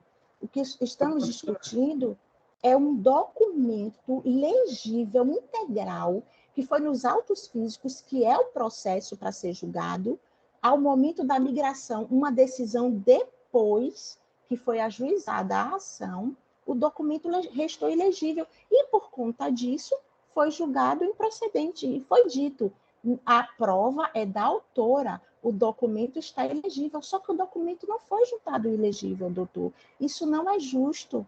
Estamos aqui, eu como profissional, né, advogada, e os senhores como desembargadores, 3 desembargadores, para promover a equidade, a justiça, o que é correto, o que é justo, o que é sensato. Não é verdade? E é uma coisa justa, sensata. Eu pedi tanto, doutor, já liguei... Desculpe. O processo está julgado. A senhora interpõe recurso para achar... doutor, não doutor, eu já liguei, já tentei falar com o senhor, não consegui. Falei com o doutor Denilson, isso não é justiça, doutor, me desculpe. Eu não consegui porque falar. Não julgar. Eu atendo todos os advogados que me procuram. Doutor, eu já liguei várias vezes, o doutor Denilson já me conhece, várias pessoas no gabinete que eu já liguei, já tentei, e fui orientada, porque foi a única forma de falar com o senhor, a fazer a sustentação oral. Tá? Porque não precisa, no meu entendimento, doutor, é uma coisa tão simples a ser resolvida, a parte não pode ser prejudicada, porque mas no doutor, momento... eu estou examinando o processo digital no qual os documentos estão ilegíveis. Então, mas doutor, eu entrei com várias petições pedindo, petição, telefonema, pedindo que os autos físicos fossem entregues ao senhor, para o senhor manusear. O processo está integral, foi ajuizado um processo físico que está com a documentação correta. Como que se pode, porque o tribunal digitalizou, não ficou legível, a parte ser prejudicada do direito dela? 97 mil foram sacados da conta dela, uma senhora. Os saques, e ainda tem um empréstimo, que o empréstimo foi pedido, o montante, o prejuízo econômico, e foi dado apenas o saque, o que a pessoa tirou no momento do caixa econômico, no caixa eletrônico, mas a autora pagou 20 mil reais. Além dos 20 mil reais, 97, um prejuízo de mais de 100 mil reais. Não é justo. Se a gente estivesse discutindo o mérito aqui, é uma coisa, mas não estamos discutindo o mérito. Eu estou discutindo um erro no momento da migração, onde o ajuizamento da ação não existia o PJ, não era a PJE, a Justiça Federal. Então, incorreu isso depois. Como que a autora vai ser prejudicada? Porque justamente os extratos bancários, e eu entendo porque o extrato bancário é uma impressão diferente, não dá para ler no PJE, e aí o tribunal não pode manusear os autos físicos? Isso não é justiça, doutor. Se existe um erro na migração, os autos físicos devem ser confrontados, sim, para se perceber onde está o erro. Houve um erro, aqui não está se discutindo o mérito, um erro que, na verdade, poderia ter sido resolvido, porque eu sou de Salvador, já liguei várias vezes, se eu estivesse em Brasília, iria, e houve a pandemia, eu liguei várias vezes, se o senhor perguntar no cartório, no gabinete, já me conhecem, sabem de toda a história. Então, faz tempo que eu venho tentando falar com o senhor, falar com o diretor da vara, corrigir o erro, mas aguarde, doutora, entre com embargos, são os embargos, no momento do embargos. Conversei com o doutor Denilson na sexta-feira, já fiz reunião com o doutor Denilson, entendeu, doutor? Então, assim, os senhores, além de ter mais experiência, os senhores estão para fazer justiça, assim como eu, né? Defender a parte, defender a minha cliente. Então, assim, qual seria, acaso fosse um dos senhores prejudicado, qual seria o entendimento nesse sentido? O que os senhores fariam junto ao cartório? Porque eu... desculpa. Não, o processo foi julgado, a senhora entra com recurso que é considerado adequado, porque eu examinei a questão. Não quer, o senhor... doutor, desculpe, mas assim, eu tô nervosa, é minha primeira sustentação oral, mas eu estou muito mais nervosa para resolver, porque eu sou uma pessoa muito simples, muito objetiva, eu sou a pessoa, acho que mais simples e prática, tá? E eu acho que eu sou uma pessoa de bom senso. Vamos lá. O senhor acha mesmo que há necessidade de recurso para sanar um erro? Não estamos discutindo o mérito, doutor. A gente está discutindo um erro do tribunal. Existem os autos físicos. Por que não pode ser verificado os autos físicos? Está lá no item 9 que o senhor não concedeu. Eu já examinei isso nos embargos e entendi que não. Agora a solução é um novo recurso. Eu não posso mais... O senhor entendeu que não, que o documento está legível? Doutor, desculpe o resumo, está constando que eu não juntei documentação para o pedido do empréstimo. Não foi documentação... Eu abri a exceção para a senhora falar que não cabia, e falou inclusive depois do proclamado resultado do julgamento, mas não podemos continuar essa discussão aqui indefinidamente.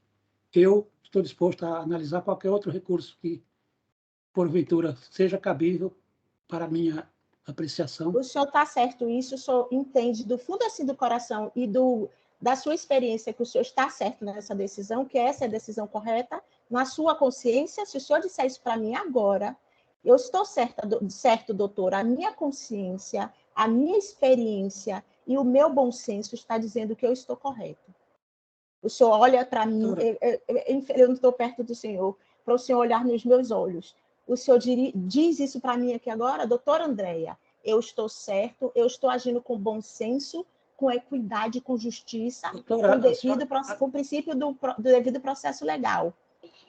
A senhora já está julgando a minha conduta, não estamos mais... Não estou julgando, não. Não, doutor. Eu estou pedindo que o senhor me responda só. Está encerrada a discussão.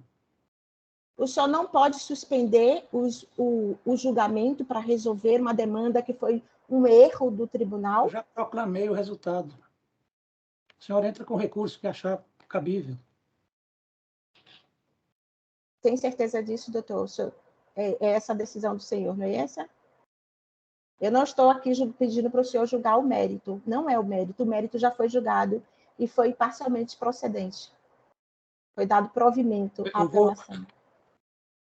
Eu só quero uma correção, doutor, eu só quero uma correção de um erro. Só isso. Os documentos, os autos do processo estão integralmente corretos. A senhora permite falar? Claro. Ela entra com outros embargos de declarações, minha senhora. Entra com outros embargos. Sim. Entrou com o primeiro, pode entrar com o segundo, terceiro, até esclarecer o que a senhora quer. Estou sugerindo isso. Tá Porque bom, agora não dá para reapreciar todos esses argumentos. O senhor não pode suspender o julgamento? Pô, já está julgado agora, só com novos. Foi proclamado. Né? Tá bom, Já então. está registrado. Muito obrigada. Doutor Roberto, o senhor tem alguma coisa a dizer, doutor Roberto?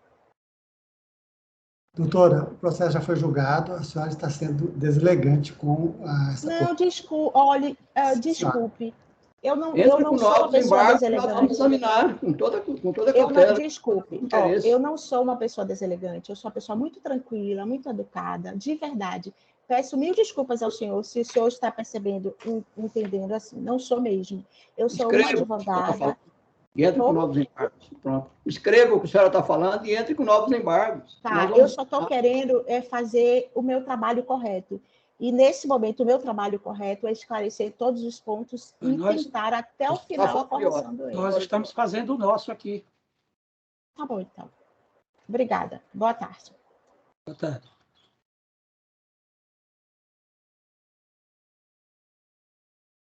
Ei.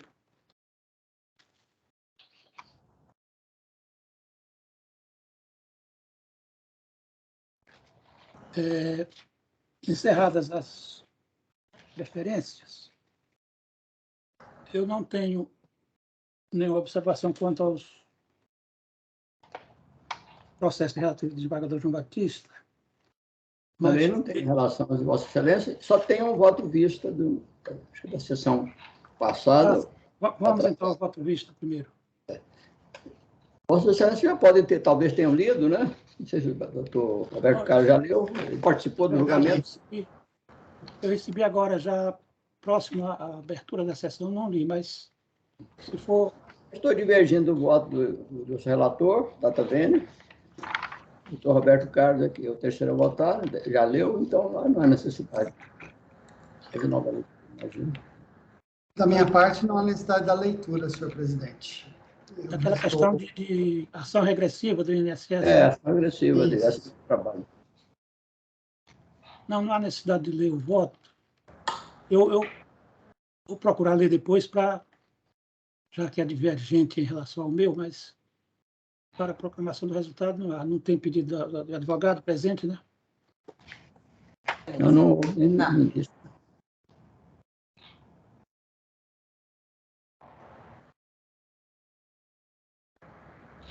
Então,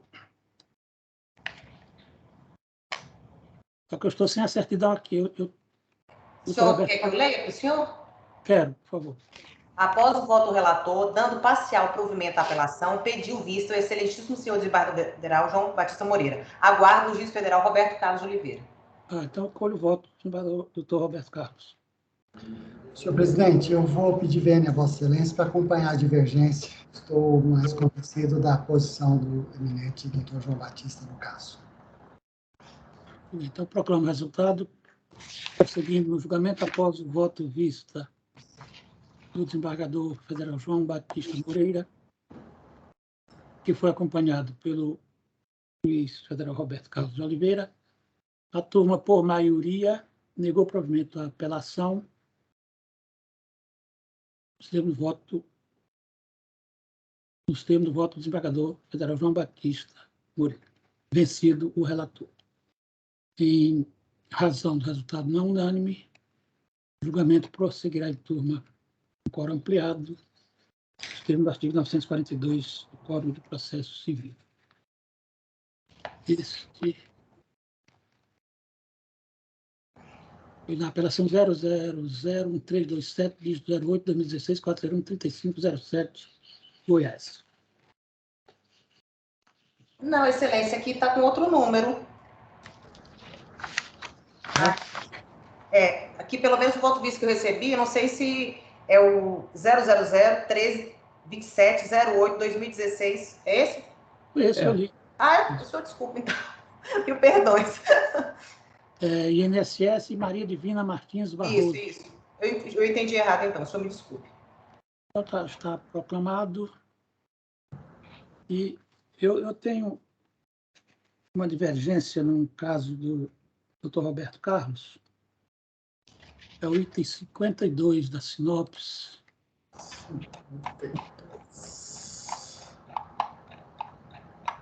Vou abrir aqui.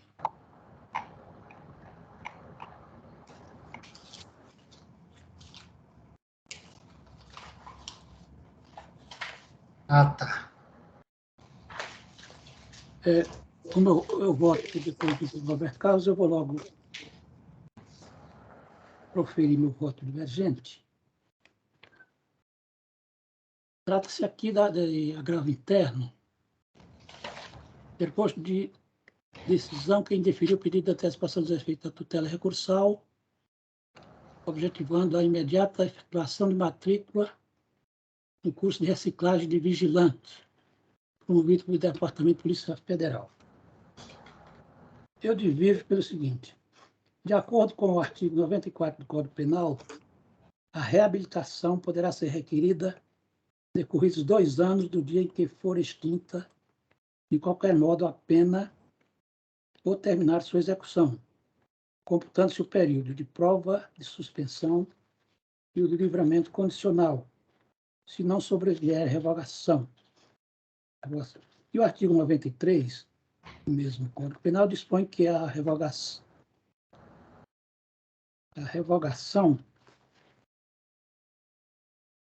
alcança quaisquer penas aplicadas em sentença definitiva. Acho que é a reabilitação. Eu li errado aqui. A reabilitação alcança quaisquer penas aplicadas em sentença definitiva, assegurando ao condenado o sigilo dos registros sobre seu processo de condenação. Desse modo, não se pode negar ao apelante o registro do seu certificado de conclusão de curso de formação do vigilante, sob o argumento de existência de antecedentes criminais com base em portaria, que contraria dispositivo de lei.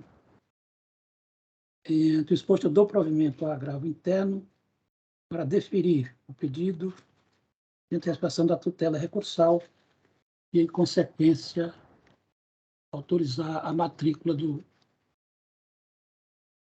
agravante, não é apelante, do agravante no curso de formação, no curso de reciclagem de vigilante. É o meu voto com a devida vênia do eminente relator. Embargador João Batista Moreira, como vota? Presidente, só para matrícula no curso? Aqui, pela emenda aqui, está dizendo que é a efetivação da matrícula no curso de reciclagem. É isso, doutor Roberto Carlos?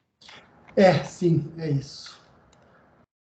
E foi ao doutor Roberto Carlos também, para também entender que se a pessoa cometeu um crime e está buscando fazer um curso, ainda que se trate de um curso de formação de vigilante, uma atividade que exige bons antecedentes, exige a presunção de um comportamento adequado, conduta livre de qualquer tendência para cometer delitos, ainda mais considerando-se aqui que foi um crime que estaria impedindo a matrícula, é o crime do artigo 129, parágrafo 9, 129, portanto, lesão corporal, né? Um crime violento. Mas, pelo fato de se tratar apenas do curso de formação de vigilante, apesar de que, uma vez realizando o curso, ele se torna-se habilitado, não é isso? Para poder exercer a profissão, né? Ele precisaria de outra coisa para exercer a profissão, não. Já basta o diploma, né? Imagina. O diploma da Polícia Federal. Senhor presidente, refluindo, eu vou por enquanto, acompanhar o voto do doutor Roberto Carlos, aguardando por mais bem examinar a questão em turma ampliada, quando for levada. Mas esse caso não irá para a turma ampliada, não, porque é em agravo. É agravo, né? Agravo interno contra a decisão que não concedeu efeito suspensivo na apelação. Então, vai ter o julgamento da apelação na turma ainda, em relação ao caso. Por hora, então, vai haver apelação, não é isso? Poderá modificar esse julgamento, imagino, né? É um julgamento provisório, então, né? Então, eu vou acompanhar a decisão do relator foi nesse sentido. Eu estou acompanhar o ilustre relator. Hoje eu estou confuso. Acompanhar a divergência, não é isso? Para permitir a realização do curso, sem prejuízo de que depois, em apelação, possa mudar de opinião.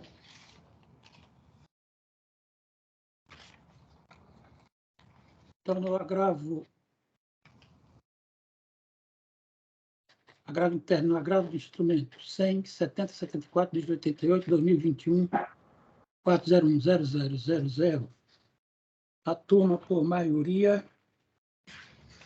vencido o relator, deu provimento ao agravo interno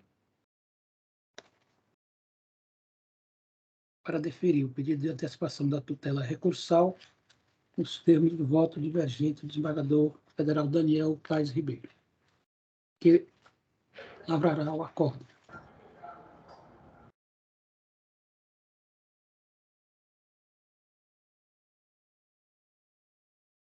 Em demais casos, eu estou completamente de acordo, senhor presidente.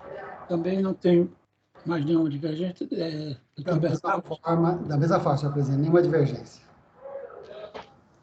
Então, nos demais casos, todos eles, a turma, à unanimidade, decidiu nos termos do voto do relator constantes da sinopse.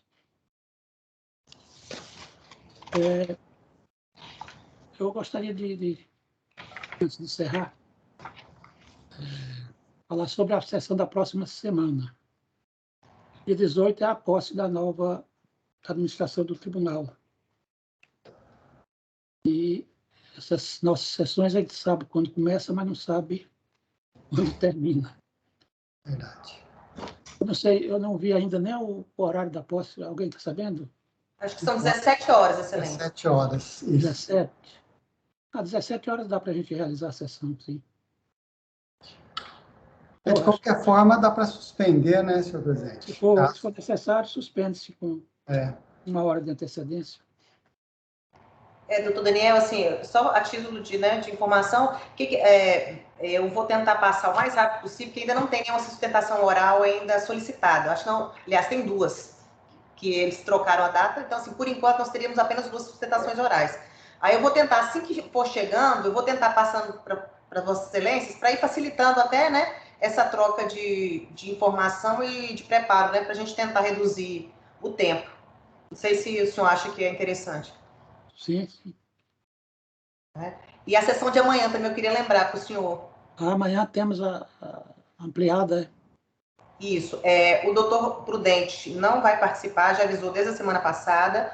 A doutora Daniela está de licença, também não vai participar. E eu estou aguardando o doutor Brandão até hoje, porque ele até incluiu um voto vista. Eu liguei para o gabinete dele e estou aguardando a confirmação. Certo. E ainda que ele participe, haverá necessidade de um juiz colocado. O doutor Márcio, eu já convoquei, porque a doutora Daniela e o doutor Prudente já avisaram na semana passada que não apareceriam. Aí eu já convoquei o doutor Márcio. Aí vamos aguardar agora o doutor Prudente. A doutora Daniela está sendo substituída pelo doutor Paulo Ricardo. Ela está de licença. Ela está de licença. Então, no caso, ele... É da 6ª turma? A turma ampliada? Da 5ª turma. A 5ª. Assim, a sessão da 6ª turma ampliada. Da 6ª. Senhor presidente, eu não estarei presente, porque a minha convocação se encerra hoje. A partir de amanhã, o doutor Jamil está de volta. Agradeço a todos pela ciência e pela sempre generosidade e me colocando à disposição do tribunal para, quando necessário, estar aí contribuindo na medida do possível com os trabalhos. Eu aproveito para agradecer a Vossa Excelência a colaboração e sempre muito competente, muito eficaz, eficiente. E esperar até uma próxima oportunidade de uma substituição. Eu também saúdo o doutor Roberto Carlos,